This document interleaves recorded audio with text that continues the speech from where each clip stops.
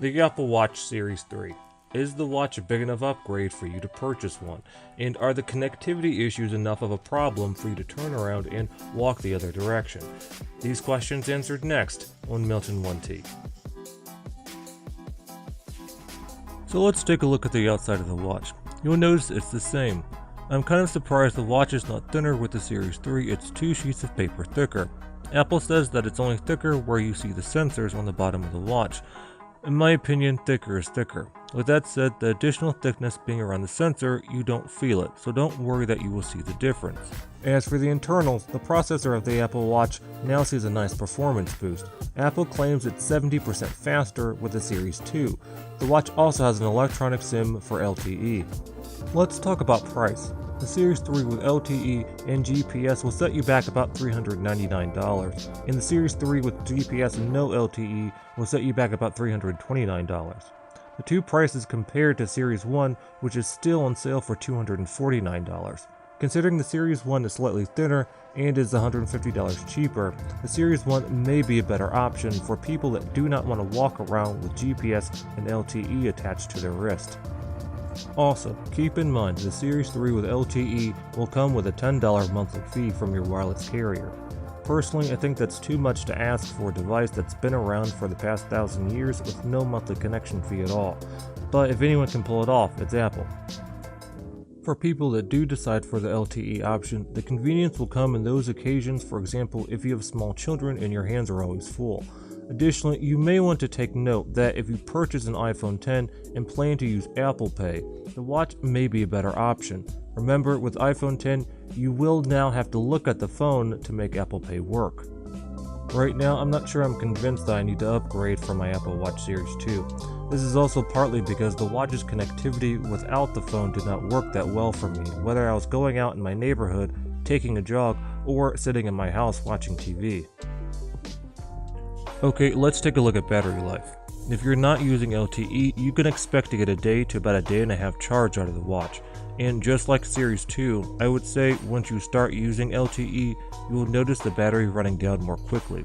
For example, I started my day at 8 AM and at noon I was at 50% battery life. This is with continuous LTE use from 8 AM to 12.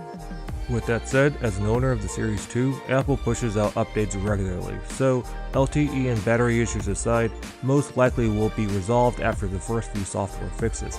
So I would not allow those two negatives regarding the watch to stop you from purchasing one. And for the software itself, there are new watch faces from Disney, as well as a kaleidoscope and even a Siri watch face, which changes to show you things like calendar appointments. On Series 3, Siri can even talk back to you.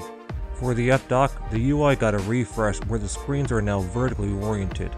I would say the new design is easier on the eyes, although there is less information at a glance, so kind of a trade-off there.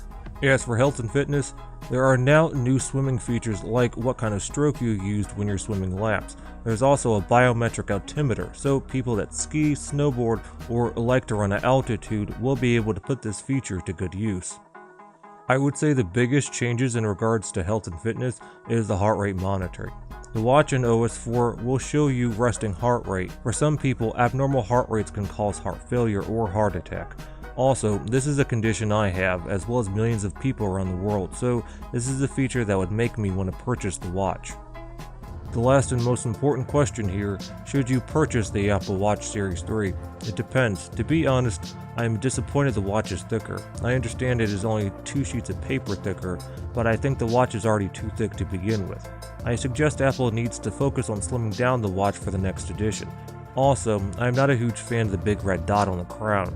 Red is not a neutral color, they should have stuck with black or white. If you are the type of person that does not like walking around with your phone, having cellular on your wrist may be a great option. If you are the type of person that always has your phone on you, paying the extra $10 a month for LTE would not be the smartest of ideas, as you would rarely use it and the usage would not match the $120 a year you were spending on the watch. I would also like to remind you the $120 you were spending a year on cellular cost is like purchasing a whole new watch. Now, for people that want a nice watch upgrade, the Series 3 with only GPS may be a good deal. Although on the higher side for price, the watch would support software updates for the next 1 to 2 years before starting to slow down. Lastly, For the people that are interested in simply entering the Apple Watch market, the Series 1 is an excellent choice. Although your watch will not support some of the more sophisticated features, the device will still have the most important function, the ability to tell time. That's it for now. I'm Milton. Thank you for listening.